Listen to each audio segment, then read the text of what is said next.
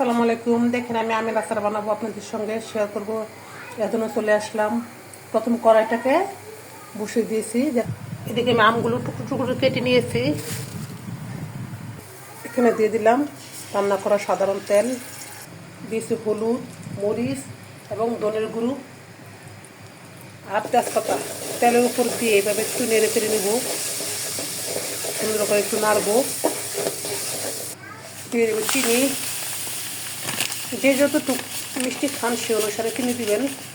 আমি একটু মিষ্টি বেশি খাই, তাই বেশি করে মিষ্টি দিলাম, চিনি দিলাম। এখানে অল্প আম, তারপর চিনি আমি একটু বেশি করে দিয়েছি। হাত থেকে বা একটু উপরে হবো চিনি দিয়েছি। এখন এটা গলবে। দিয়ে দেবেন কিছু ভিনেগার, খানি ভিনেগার দিয়ে দেবেন অল্প একটু। দিয়ে দেবো এখন কেটে রাখা আমগুলি, অ্যাড করবো সামান্য পরিমাণে লবণ। আমি আবারও দিয়ে দিলাম খানি চিনি, কারণ আমরা বাচ্চারাও খাবে তো, বেশি জাল হলে খেতে পারবে না। একটু জালও লাগবে, একটু বেশি বেশি মিষ্টিও লাগবে, আবার ঝাল ঝালও লাগবে, আবার টক টক লাগবে, ভালো লাগবে। এই দেখেন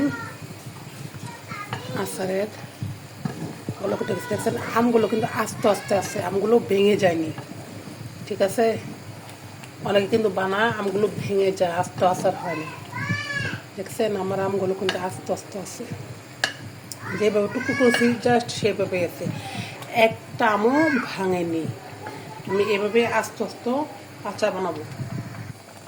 যখন এরকম হয়ে আসবো তখন দিয়ে দেবো পাঁচফোড়ন। পাঁচফোড়ন করে রেখেছিলাম, আমি বেটে রেখেছিলাম।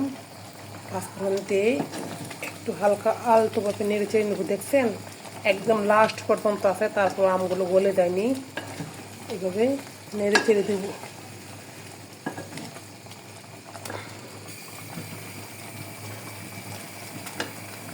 দেখেন আমার আমের আচার হয়ে গেছে।